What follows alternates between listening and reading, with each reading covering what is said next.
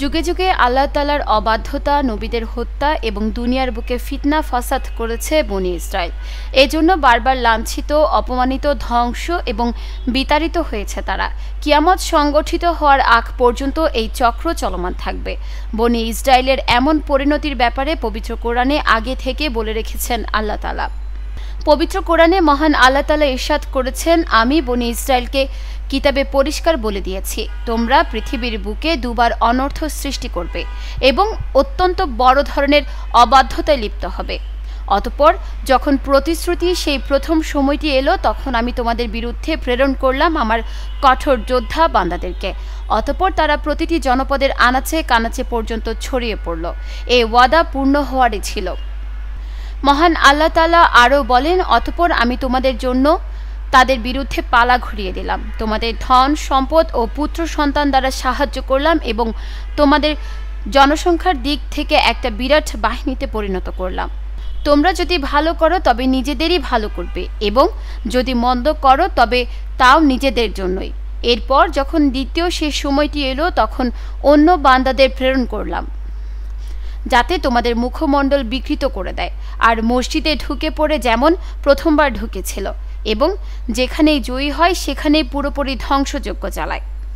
হয়তো তোমাদের পালনকর্তা তোমাদের প্রতি অনুগ্রহ করবেন, কিন্তু যদি পুনরায় তদ্রূপ করো আমিও পুনরায় তাই করব। আমি জাহান্নামকে কাফেরদের জন্য কয়েদখানা করেছি। সূরা বনি ইসরায়েলের এই আয়াত থেকে বোঝা যায় এই জাতি দুনিয়ার বুকে দুইবার ফাসাদ সৃষ্টি করবে, অতঃপর আল্লাহ তাদের পরাজিত করবেন। ধারণা করা হয় প্রথম ঘটনাটি ইতোমধ্যে ঘটে গেছে।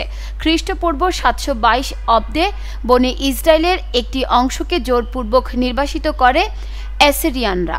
নব্য অ্যাসিরিয়ান রাজা তৃতীয় তিগলাত পিলেসার এবং পঞ্চম সালমানেসার এই ইসরায়েলি সাম্রাজ্য দখল করেছিল। তখন জেরুজালেম দখল করে নিয়েছিল অ্যাসিরিয়ান রাজারা। এটা ছিল দাউদ আলাইহিস সালামের তৈরি করা সাম্রাজ্যের পতন। পবিত্র কোরআনে আল্লাহ তাআলা বলেন, অতঃপর আমি তাদের বিরুদ্ধে তোমাদের জন্য যুদ্ধের পালা ঘুরিয়ে দিলাম, তোমাদের ধন ও সন্তান সন্ততি দ্বারা সাহায্য করলাম এবং তোমাদের করলাম সংখ্যাগরিষ্ঠ। এভাবেই দুনিয়ার বুকে বনি ইসরায়েল পুনরায় ক্ষমতা দান করেন আল্লাহ তাআলা।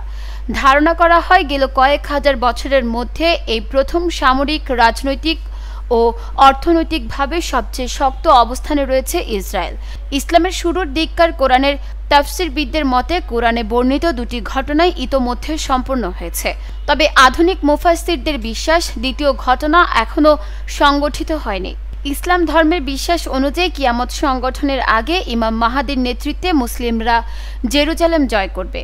বর্তমান বিশ্বের ঘটনাবলীর পরম্পরায় অনেক মুফাসসির মনে করেন এটাই হবে বনি ইসরায়েলের ওপর দ্বিতীয় বিপর্যয়ের ঘটনা।